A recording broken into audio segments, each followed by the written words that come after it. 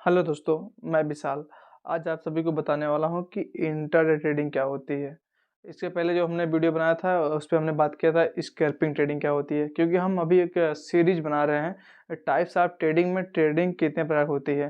तो मैंने पहले स्कैल्पिंग ट्रेडिंग बनाया, फिर उसके बाद आज इंट्राडे ट्रेडिंग बना रहा हूँ।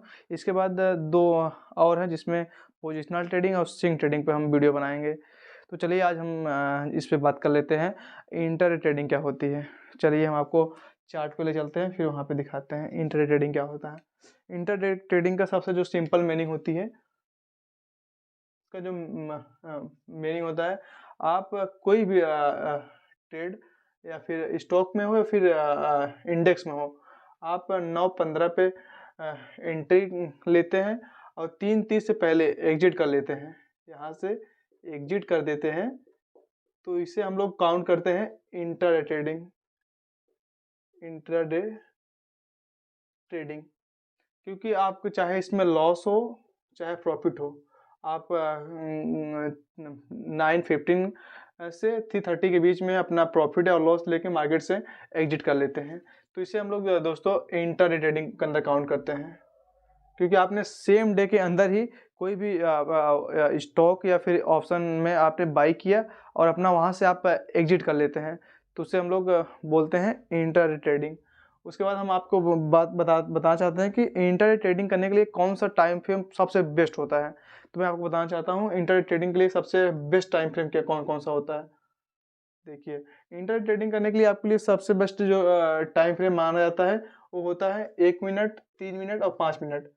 क्योंकि इंट्राडे ट्रेडिंग के अंतर्गत मतलब जो मूवमेंट होता है, आप जो इसका एक टेक्निकल इंडिकेटर में आप लोग यूज करते हैं, टाइम फ्रेम में यूज करते हैं।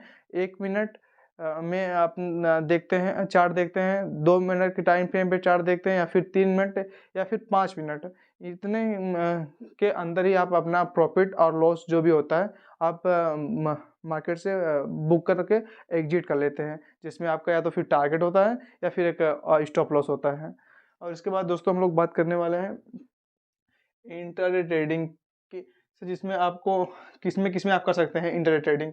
आप इंट्राडे ट्रेडिंग आप इसमें कर सकते हैं, स्टॉक में कर सकते हैं। स्टॉक इन द सेंस वो हो गया रिलायंस हो गया, टीसीएस हो गया, एचडीएफसी बैंक हो गया, स्टॉक्स में आप कर सकते हैं।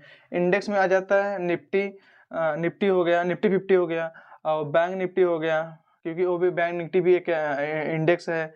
और फिर निफ्टी में आप कर सकते हैं।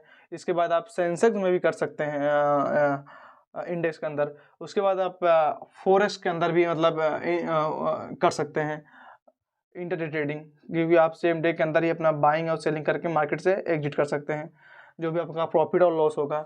और इसके बाद दोस्तों हम लोग बात करने वाले हैं रिस्क मैनेजमेंट, क्योंकि किसी भी ट्रेडिंग के लिए सबसे जो इम्पोर्टेंट एस्पेक्ट होता है वो होता है रिस्क मैनेजमेंट। जैसे मैं एग्जांपल लेता हूँ, आपके पास 1,000 रुपये हैं और आप 1,000 रुपये लेके मार्केट में एंट्री करते हैं, तो आपको पहले ही मतलब डिटरमाइन करना करेगा या फिर तय करना पड़ेगा कि मेरे 1,000 रुपये में से मैं कितना परसेंट लॉस लेने के लिए रेडी हूँ।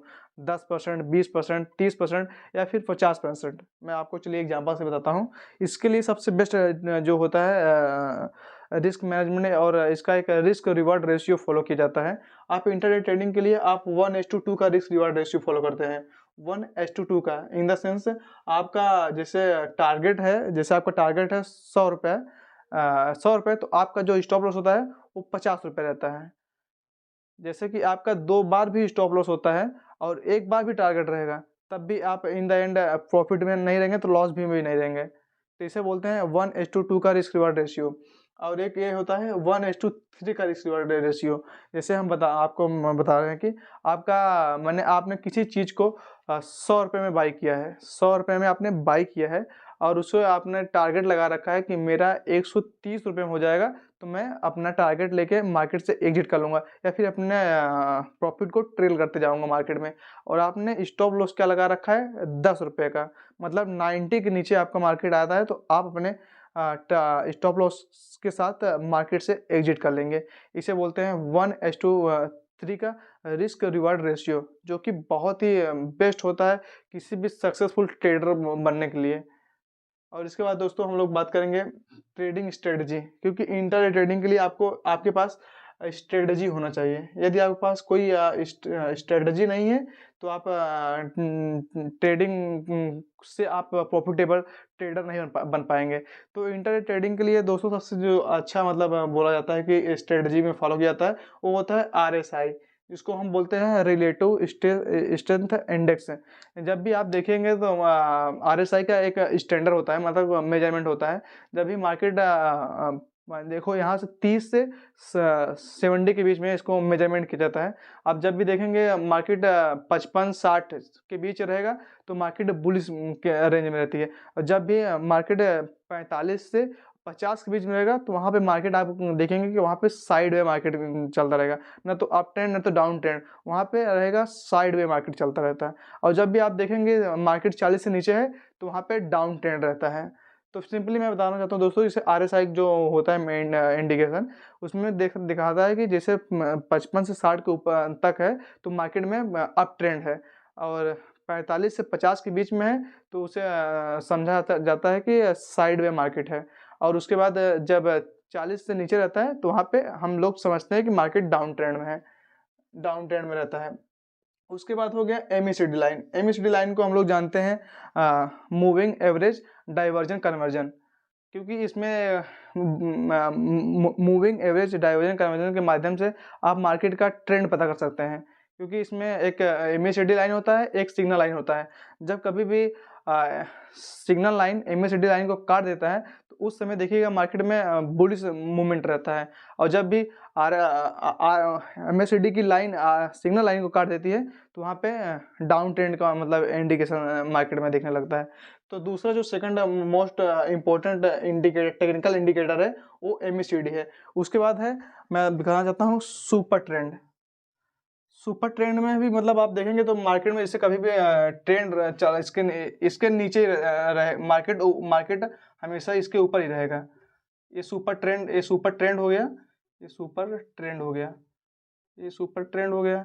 अब देखिए मार्केट जब भी रहेगा ना तो इसके ऊपर ही मार्केट रहेगा, मार्केट इसके ऊपर ही रहेगा, ट्रेंड के ऊपर ही, तो इसे बोलते हैं सुपर ट्रेंड। ये भी इंटर ट्रेडिंग करने के लिए मतलब इंस्टेंट प्रॉफिट बुक करने के लिए ये बहुत ही बेस्ट माना जाता है सुपर ट्रेंड।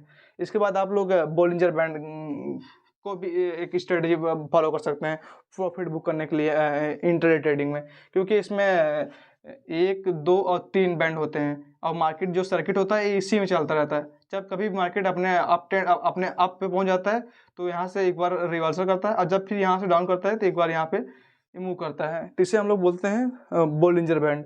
इसके बाद जो बहुत ही इम्पोर्टेंट एस्पेक्ट है ये हो जाता है साइकोलॉजी, ट्रेडिंग साइकोलॉजी। क्योंकि ट्रेडिंग में जब तक आपका साइकोलॉजी मेंटेन नहीं है आपको कोई भी प्रॉफिटेबल ट्रेडर नहीं बन सकता है, आपको कभी मतलब इससे प्रॉफिट नहीं बना पाएंगे। मैं आपको एग्जांपल दे रहा हूँ, emotional control. Emotional control in the sense आपको अपने इमोशन पे कंट्रोल रखना पड़ेगा। जैसे कि आपने 1000 रुपये प्रॉफिट बना लिया, आज आपने 1000 प्रॉफिट बना लिया तो आपको इसे सबको जाके अपना स्क्रीनशॉट नहीं दिखाना है कि मैंने 1000 रुपये प्रॉफिट कर लिया, 1000 प्रॉफिट कर लिया। इसके बाद जब 1000 से 2000 आप लॉस होगा ना तो आप किसी को अपना दिखाने स्क्रीनशॉट नहीं दिखाने के लायक रहेंगे। तो आप लोग कभी भी अपने प्रॉफिट और लॉस पे दोनों पे इमोशनल कंट्रोल रखिए। उसके बाद हम आपको बताना चाहते हैं कि डिसिप्लिन। डिसिप्लिन एक आप इंटर ट्रेडिंग कर रहे हैं तो आपको डिसिप्लिन फॉलो करना बहुत इंपॉर्टेंट है। जैसे मैं एग्जांपल ले रहा हूँ, यदि आपको एक ट्रेड लिए हैं अर्ली मॉर्निंग में, मतलब 9:15 के बाद 9:15 के बाद आपने एंट्री लिया और आपको प्रॉफिट हो गया आपके स्ट्रेटजी के बिहाफ पे, क्योंकि आपने टेक्निकल एनालिसिस किया, उसमें आपने प्रॉफिट कर लिया पहले ट्रेड में। अब आपने प्रॉफिट कर लिया 500 रुपये। अब आप देख रहे हैं मार्केट में जहाँ से मैं निकला हूँ वहाँ से मार्केट और ऊपर जा रहा है और ऊपर जा रहा है, और आप सोचते हैं कि मैं एक ट्रेड और लेके मैं उसको जस्ट डबल कर लेता हूँ, मतलब मैं 500 किया हूँ मैं 1000 कर लेता हूँ। अब यहीं पे जब आप एंट्री लेते हैं सेकंड वाला, तो वहाँ पे आप के बिहाफ पे ना चल के मार्केट आपके जब अगेंस्ट चला जाता है तो वो आपका जो प्रॉफिट रहता है वो लॉस में कन्वर्ट हो जाता है। उसके बाद आपका जो ब्रोकरेज चार्ज एक्स्ट्रा आपको ऊपर पड़ता है बर्डन, वो अलग से हो जाता है। तो इसके लिए सबसे बड़ा जो होता है आपको ओवर ट्रेडिंग से बचना चाहिए, इसे बोलते हैं डिसिप्लिन। तो इंटरडे ट्रेडिंग के लिए आपको डिसिप्लिन होना बहुत इंपॉर्टेंट हो जाता है। इसके बाद दोस्तों मैं आपको बताना चाहता हूँ patience. Patience in the sense होता है, जैसे आपके अंदर धैर्य होना चाहिए। मतलब धैर्य मतलब कि आप एक बार ट्रेडिंग कर रहे हैं, तो आपका जब सेटअप आए मार्केट में, जब आपका सेटअप आए तभी आप जाके एंट्री लीजिए। अदरवाइज़ आप वेट करिए, क्योंकि मार्केट कहीं नहीं जाने वाला है। हम और आप और हमारे आने वाली जनरेशन भी कहीं ख़त्म हो जाएगी, बट ये मार्केट कहीं नहीं जाएगा, मार्केट यहीं रहेगा। तो इसके लिए अब आपका सेटअप बहुत इम्पोर्टेंट होता है।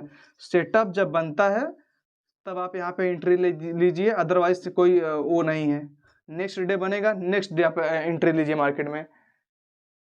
तो दोस्तों मैंने बेसिकली आपको सबको इसी के बारे में अच्छा से एक मतलब ब्रीफ नॉलेज देना की कोशिश किया है कि इंटर ट्रेडिंग क्या होती है और इससे किससे कैसे लोग प्रॉफिट पर डे बनाते हैं इंटर ट्रेडिंग से।